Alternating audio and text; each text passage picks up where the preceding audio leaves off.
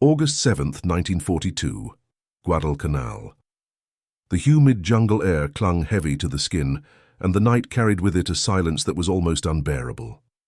Beneath the canopy, the Japanese Imperial Army crouched low in bunkers carved into the earth, fortified with timber, dirt, and the stubborn confidence that no American weapon could breach them. They had built these strongholds to withstand artillery fire, believing their position unshakable. But what came next was something they had not prepared for. From beyond the tree line, a dull thump cracked the stillness. Then another.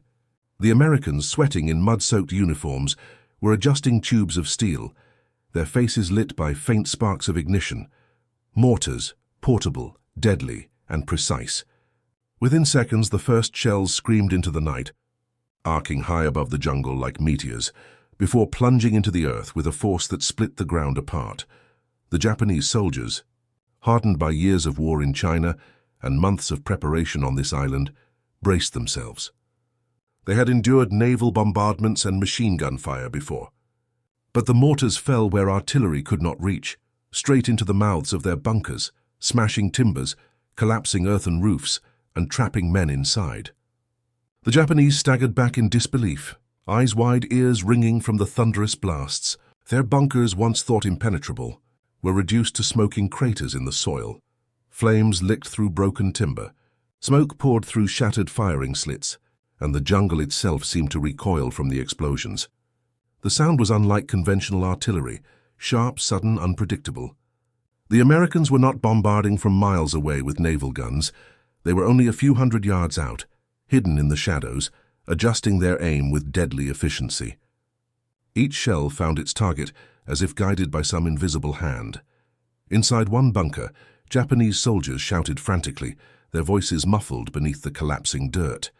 Some tried to claw their way out, gasping for air as fire and smoke consumed the space.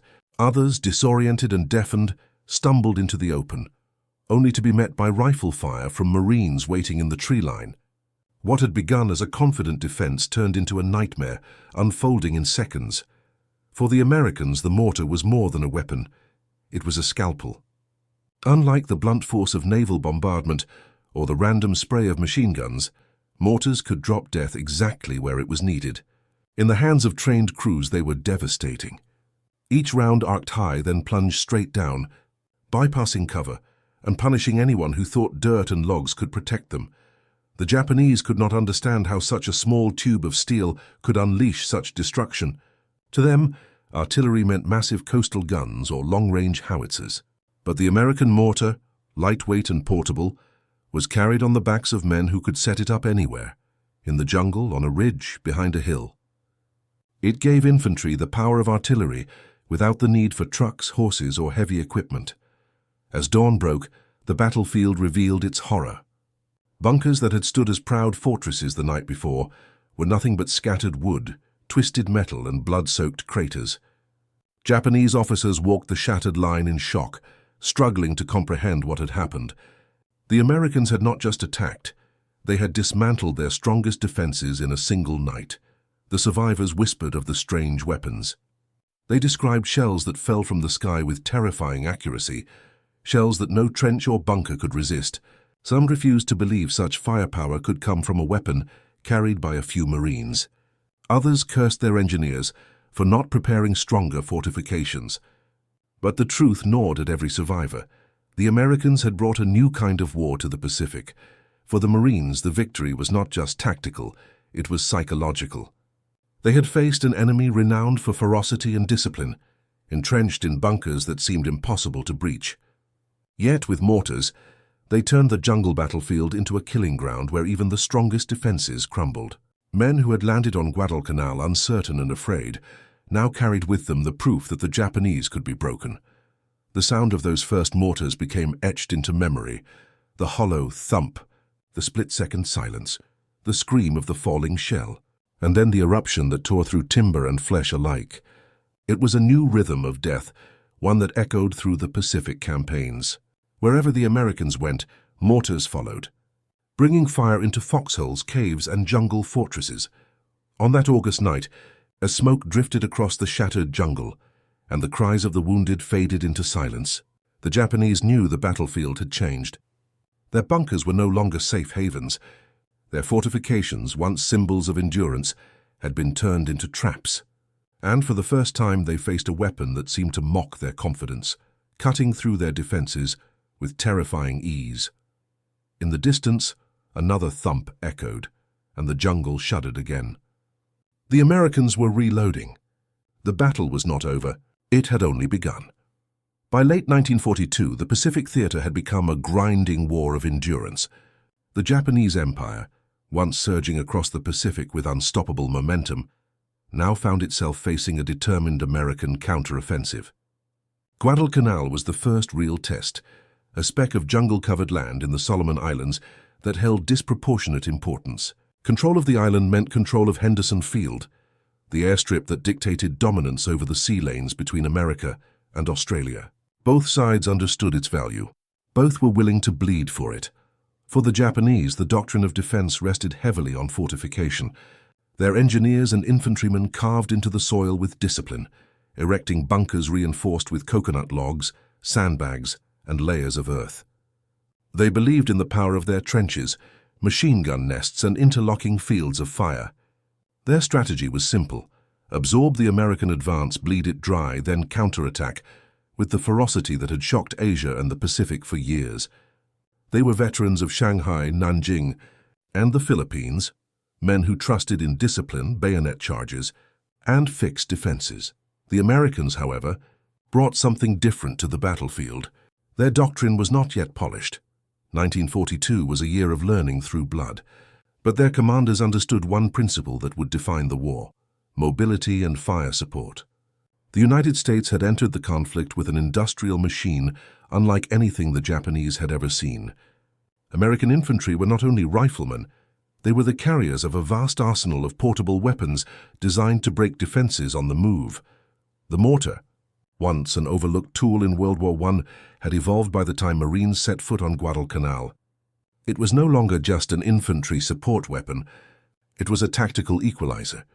In dense jungles where artillery pieces bogged down and naval gunfire could not always reach, mortars gave infantry a way to bring destruction exactly where it was needed. Portable, reliable, and deadly accurate, they became the quiet heartbeat of American offensives. In Tokyo, Japanese strategists still clung to an older vision of warfare. Their emphasis lay in spirit, the will to fight, the courage to charge through fire, the honor of dying for the emperor. But spirit could not stop shells that fell from the sky at steep angles, bypassing cover and slamming into the very roofs of bunkers. Their doctrines had prepared them for frontal engagements, artillery barrages, and naval duels. What they had not anticipated was the terrifying precision of American mortars in the hands of Marines who could drag them into the jungle and fire within minutes. Reports filtered back from Guadalcanal, positions erased in seconds, entire squads buried alive, command posts silenced without warning. Japanese commanders at first dismissed the accounts as exaggeration. Surely the Americans had brought heavier guns ashore. Surely their fortifications had been weakened by some other factor. But as more officers filed after-action reports, a troubling realization spread. This was not random chance, but a pattern. On the American side, this was part of a broader evolution in military thinking. The U.S. Army and Marine Corps were learning in real time. They had studied German blitzkrieg tactics in Europe, absorbing the lesson that speed, coordination, and concentrated firepower could dismantle even hardened defenses. But unlike the open plains of France or the deserts of North Africa, the Pacific was a jungle war. Air power and tanks were often hampered by terrain. The mortar became the weapon that adapted to the environment. It was not glamorous, like the roaring engines of aircraft carriers or the steel beasts of armor divisions. But it was reliable, and reliability in war was often the most decisive advantage. On the ground, the men who carried mortars understood their value instinctively. They were often unsung heroes, hauling baseplates, tubes, and rounds through swamps and hills. Each piece weighed heavily, yet together they formed a weapon that could shift the balance of a firefight in seconds.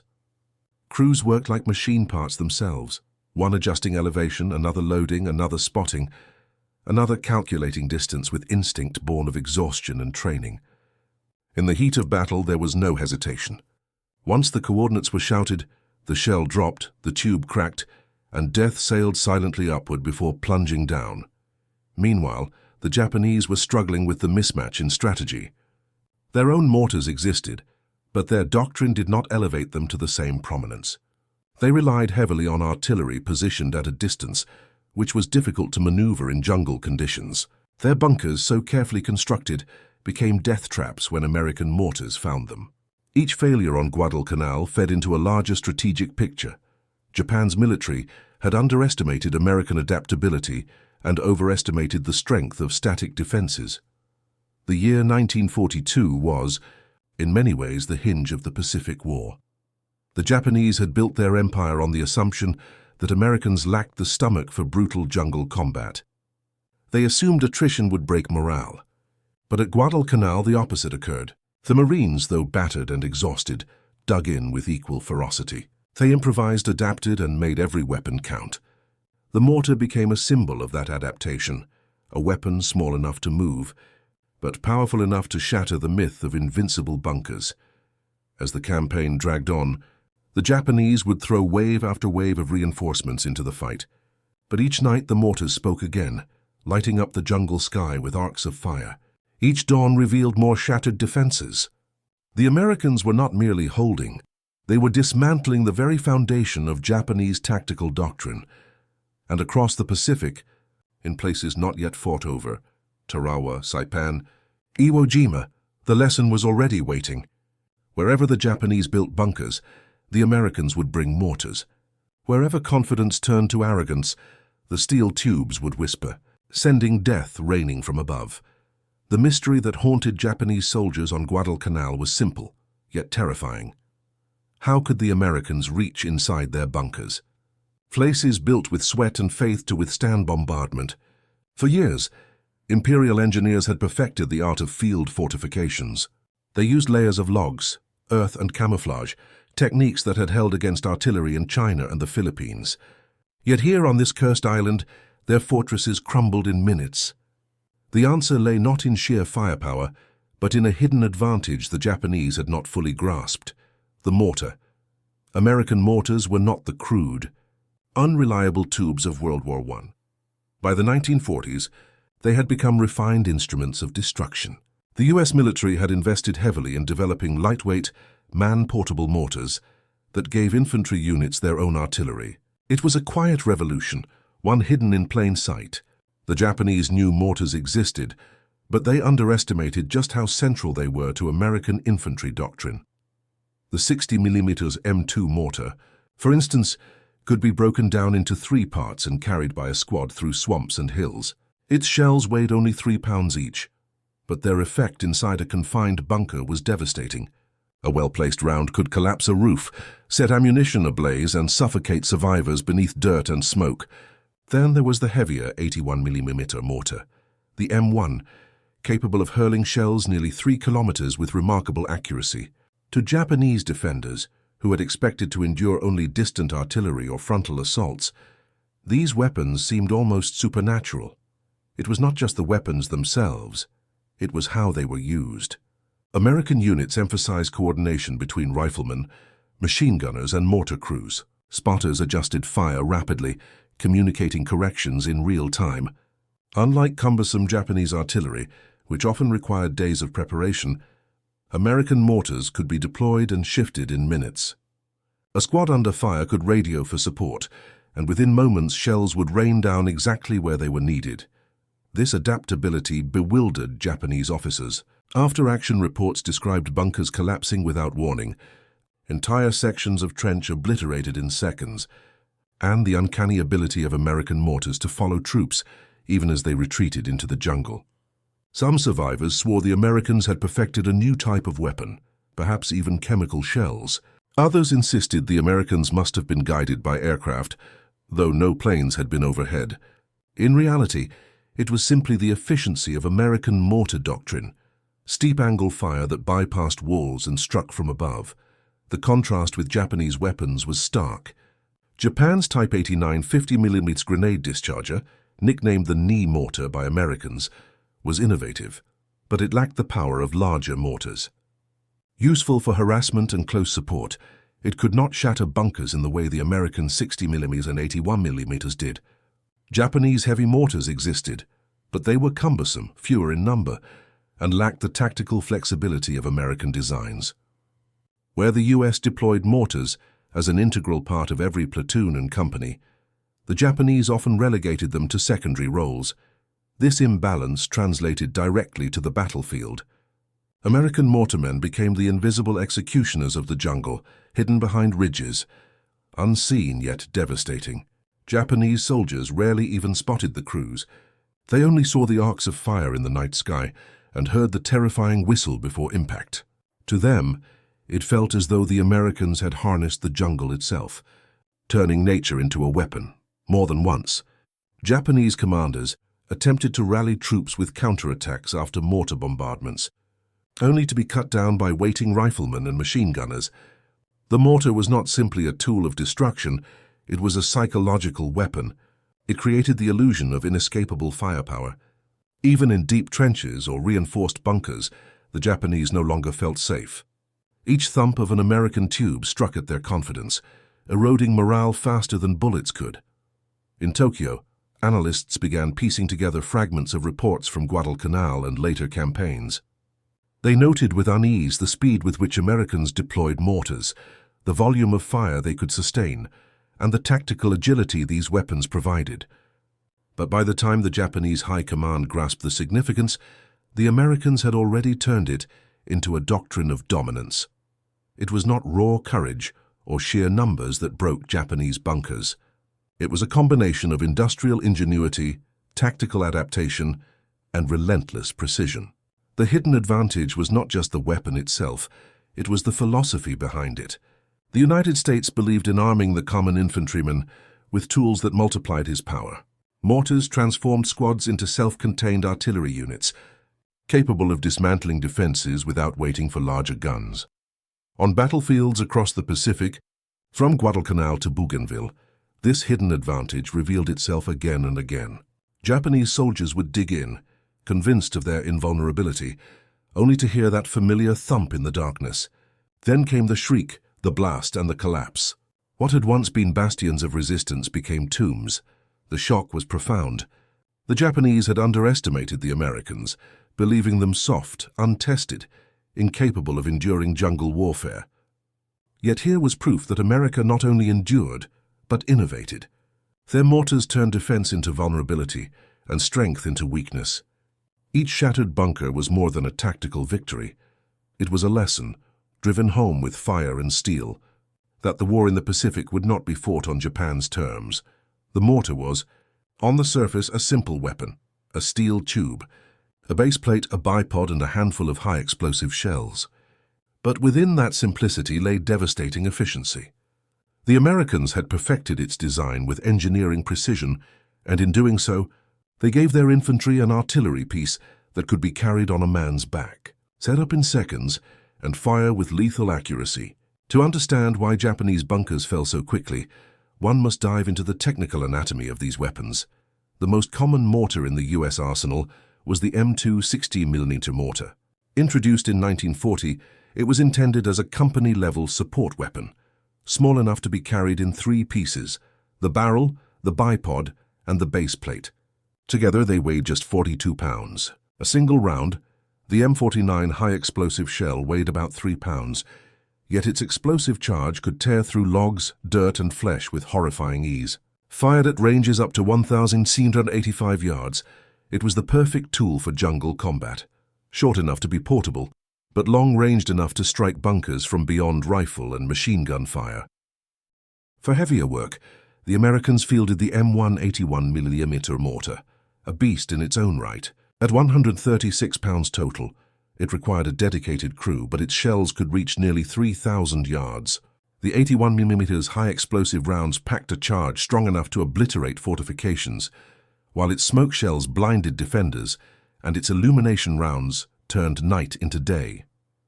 Unlike traditional artillery, it needed no horses, no trucks, no fixed emplacements. 3 men could set it up, level it, and fire within minutes. In the jungle, where supply lines faltered and terrain strangled mobility, this adaptability was priceless. Inside each shell was the product of America's industrial might. The M49 60-meter shell contained roughly half a pound of TNT, stabilized by a fin assembly, that guided its descent. The larger M43 81-meter shell carried nearly 7 times that amount, enough to collapse dugouts or turn a tree-covered ridge into a rain of splinters. The fuse, a seemingly small detail, made all the difference. Point-detonating fuses ensured explosions occurred the instant a shell touched earth or timber, maximizing the shattering effect inside bunkers. No delay, no mercy. The process of firing was deceptively simple. A crewman dropped a shell tail first into the tube. Gravity carried it down until the firing pin struck the primer. Instantly, a flash ignited the propellant increments strapped around the tail, blasting the shell skyward. It rose in a graceful arc, invisible beyond the treetops, then plunged steeply down, striking the enemy at angles artillery could not. Where howitzers fired in shallow trajectories, mortars fell almost vertically, bypassing walls and striking roofs, the very weakness of Japanese bunkers. What made American mortars especially lethal was not only the design but the sheer numbers. By 1945, the United States had produced over 116,000 60mm mortars and nearly 60,000 81mm mortars, along with millions of shells. Factories in Detroit, Pittsburgh, and Chicago turned them out in endless streams. Companies like Firestone and General Motors, better known for tires and cars, retooled their assembly lines to churn out fuses, baseplates, and fin assemblies. Every Marine division that landed in the Pacific carried them in abundance. By contrast, Japanese mortar production was limited, hampered by shortages of steel, machinery, and standardization. Technological superiority extended to materials and precision engineering. The American M2 mortar was forged from high-grade steel, machined to tolerances that ensured consistent performance. Japanese copies often varied in quality, sometimes with rough finishes or inconsistent propellant charges that reduced accuracy. For U.S. crews, this meant they could trust their weapon to fire exactly where it was aimed. Round after round, night after night, the doctrine behind these weapons magnified their effect. Every U.S. rifle company had its own mortar section. Every battalion had heavier 81mm support. This layered firepower created overlapping fields of indirect fire, ensuring that no Japanese position was ever truly safe. A single bunker might be targeted by multiple tubes from different angles, each adjusting based on spotter corrections until the target was reduced to rubble.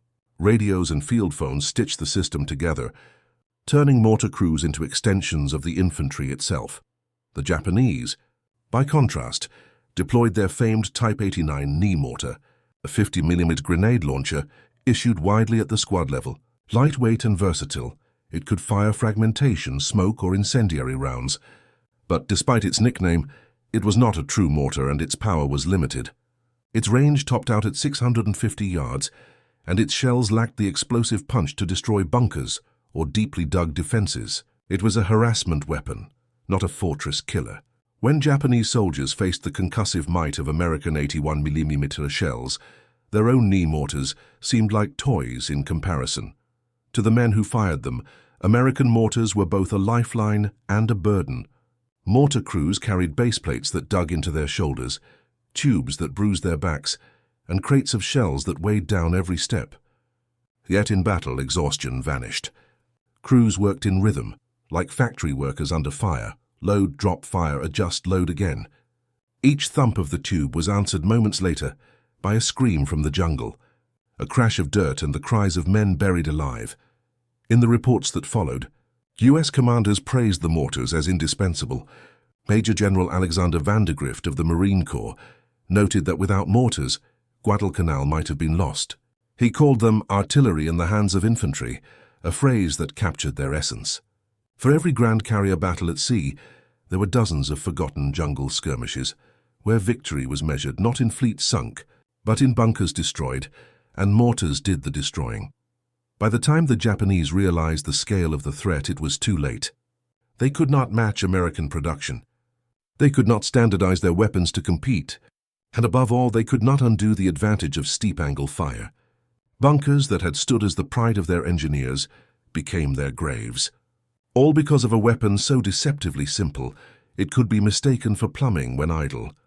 In war, elegance and complexity often give way to practicality.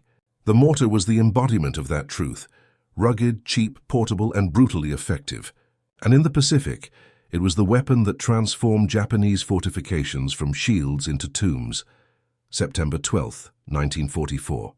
Aracourt, France. Dawn broke through a mist that clung to the fields, rolling in waves across the Lorraine countryside. German Panthers advanced cautiously, their engines growling low, their steel hulls glistening with dew.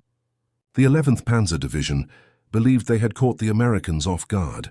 Their confidence was palpable. These tanks had terrorized the Eastern Front, shredding Soviet armor with ease. Against American infantry dug into the farmland, they expected another quick victory. But hidden beyond the hedgerows, a different sound stirred. It was not the roar of American tanks, nor the crash of heavy artillery. It was the dull, rhythmic thump of mortars, tubes angled toward the sky, crews working feverishly in smoke and mud, shells dropping into barrels with mechanical precision. Within seconds, the German advance erupted into chaos. The first barrage fell on the lead elements, not destroying tanks outright, but striking the infantry that screened them. Mortar shells detonated in concussive blasts, showering fields with dirt and steel fragments. German riflemen dropped by the dozens, their lines shredded before they could even return fire. The Panthers, suddenly blind without their infantry, lumbered forward into a killing field. American spotters tracked every movement. Radio operators barked corrections, shifting the arcs of fire with uncanny accuracy. Mortar crews adjusted elevation by inches, altering fate with each turn of a wheel. The shells came down like a steel rain, finding machine gun nests, command posts, and supply wagons. Smoke rounds blanketed crossroads, cutting German armor off from one another, while high-explosive shells fell relentlessly into trenches and hedgerow defenses. What unnerved the Germans was not the scale of destruction, but the precision. These were not random bombardments meant to terrify. They were surgical strikes, isolating, dismantling, and suffocating every attempt at cohesion. Panthers tried to press forward, but without infantry to guide them, they blundered into American anti-tank guns and Shermans waiting in ambush. The battle became a slaughter. One German officer later recalled the sensation of being under American mortar fire. It was as if the very earth betrayed us. Nowhere was safe, not a trench, not a house, not a forest. The shells came from nowhere and everywhere at once. His report mirrored what Japanese officers had written 2 years earlier on Guadalcanal. The weapon was different in scale, but identical in effect. Mortars stripped away defenses, collapsing morale before the decisive blow even landed. At Aracourt, the results were devastating. Over 10 days of battle, German forces lost more than 200 armored vehicles. Much of the destruction was attributed not to American tanks, but to the supporting fires that crippled German infantry and paralyzed their advance. Mortars were at the center of this hidden storm, ensuring that when tanks were exposed, they faced an enemy fully prepared. The Pacific had already proven their worth against bunkers. Europe now showcased their role in combined arms warfare. Mortars became the glue that held American defenses together, and the hammer that cracked German assaults. They provided the immediate response artillery could not, and they could be moved anywhere the infantry went. On hills, in forests, across farmland, wherever a tube could be planted, the battlefield could be reshaped. But the Pacific theater remained where their psychological effect was most devastating. Consider Tarawa, November 1943. Japanese defenders, numbering over 4,500, believed the Coral Atoll's bunkers and seawalls would hold. They had withstood naval bombardment, surviving inside reinforced shelters. Yet when Marines came ashore, dragging mortars through the surf, the battle shifted. Within hours, those same shelters began to collapse, smoke curling skyward as shells plunged directly through firing slits and ventilation shafts. Survivors staggered out, coughing and disoriented, only to be cut down. At Saipan, June 1944, the story repeated. Mortars fired relentlessly into cane fields and hillsides, where Japanese defenders hid. Every cave became a trap, every trench a coffin. American after-action reports noted that without mortars, progress would have stalled entirely. Naval gunfire had leveled the island, but only the portable mortars could finish the job, clearing pockets of resistance with methodical precision. By Iwo Jima, February 1945, the Japanese were painfully aware of their weakness. They built defenses deeper, dug tunnels that stretched miles beneath the island. Yet even here, mortars played a critical role. Marines dragged them across volcanic ash, their crews blackened with sulfur dust. Mortar fire sealed cave mouths, buried machine gun crews alive, and suppressed counterattacks long enough for flamethrowers and demolition teams to finish the work.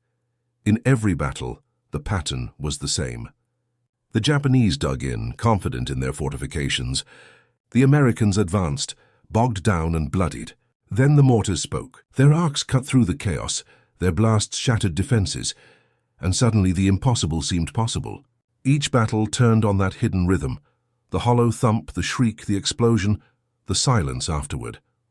For the Japanese, the experience was devastating, not just physically but spiritually. Their doctrine had promised that courage and sacrifice could withstand American firepower. Mortars proved otherwise. No amount of bravery could shield a man from a shell that fell silently from the sky. The Emperor's soldiers, drilled to believe in invincibility, found themselves trapped in collapsing bunkers, buried alive by a weapon they had underestimated. At Aracourt in Europe, at Tarawa in the Pacific, and at countless unnamed hills and jungles in between, mortars defined the tempo of battle. They were the silent killers, the weapons that never drew headlines but always wrote the outcome.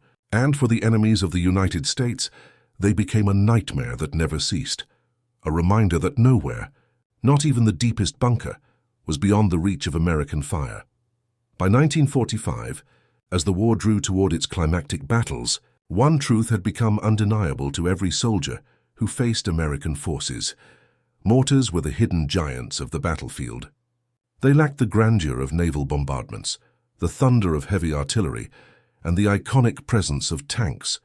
Yet, in the lived experience of infantrymen, from the freezing forests of the Ardennes to the blackened slopes of Iwo Jima, the mortar was the weapon that shaped every fight. For the Japanese, this truth was especially bitter. Their military doctrine prized spiritual resolve, bayonet charges, and the belief that fortifications and courage could outlast any bombardment. But against mortars, none of these qualities held meaning. Courage could not halt a shell that descended unseen. A bunker, no matter how thick its walls, became a death trap once American spotters zeroed in. Soldiers who survived the thunderous barrages of naval guns often emerged dazed but alive. Against mortars, there was no such reprieve. The explosions were precise, persistent, and suffocating. Captured diaries from Japanese officers paint the same bleak picture. One lieutenant wrote during the fighting on Peleliu, "We hide beneath the ground, but still the shells come. They find us in the trenches. They collapse the roofs of our caves. The Americans fight with invisible thunder that never ceases. Even at night, the sky rains death." His words reveal the psychological torment far more than casualty counts could. In Europe, German soldiers described similar horrors. Though they prided themselves on technological superiority, the Panther tank, the MG-42 machine gun, they could not match the simple efficiency of American mortar teams. In the dense forests of the Hürtgenwald, German infantry advanced cautiously, only to be shattered by sudden, precise mortar fire. A veteran later testified that what unnerved them most was the relentlessness. It was not one barrage and then silence. It was always another and another and another. We never knew when it would end. Mortars reshaped not only battles but strategy itself. Commanders recognized their unmatched versatility. Unlike heavy artillery, which required elaborate planning, or tanks which relied on terrain, mortars could follow the infantry wherever they went. Platoon leaders could call fire within minutes. Spotters could redirect the arc mid-battle, cutting off enemy reinforcements or suppressing machine guns that had suddenly opened fire.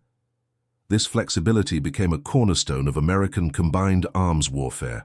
Infantry pinned down by sniper fire could signal mortar crews.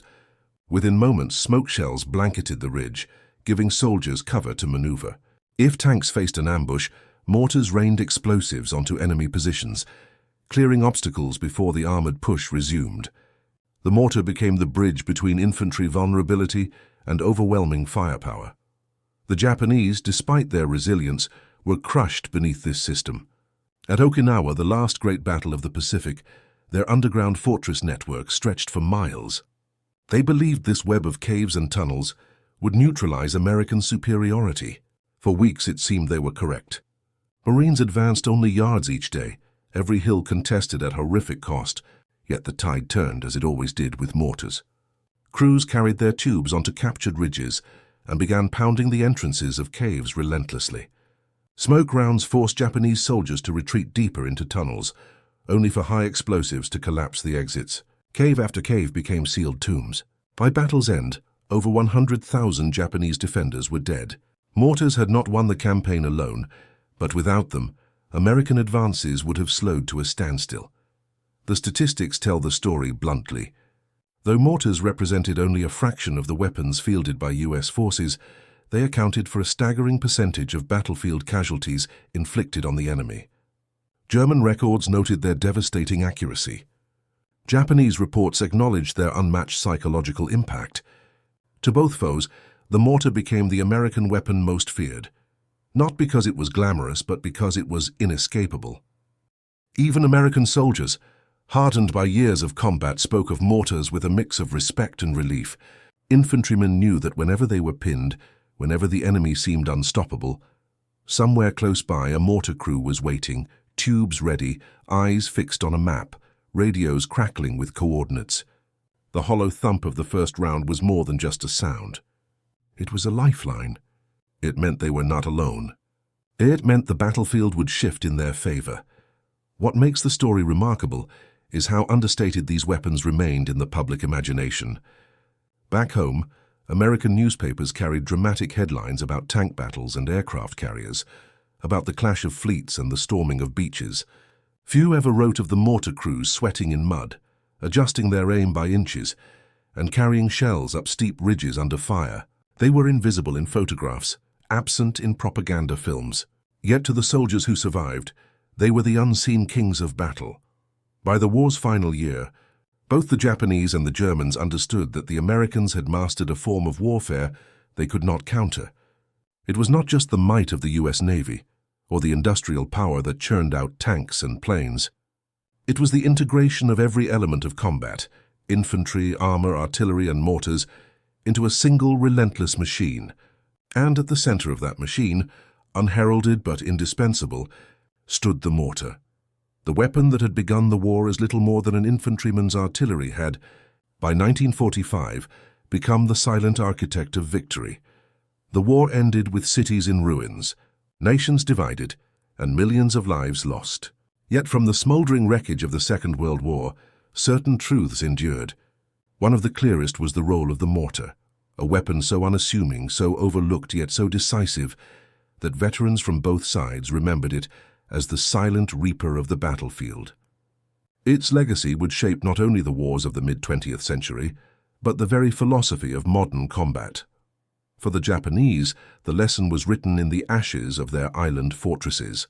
They had built bunkers of coral and concrete, believing them impregnable.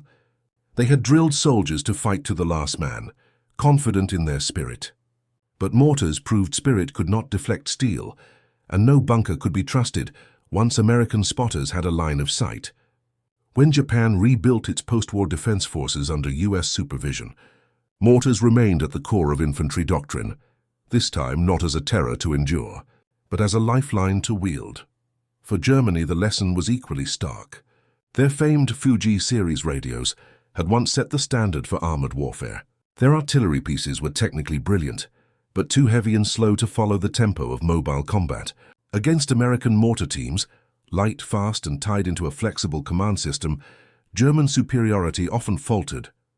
After the war, both NATO and Warsaw Pact armies absorbed the American model.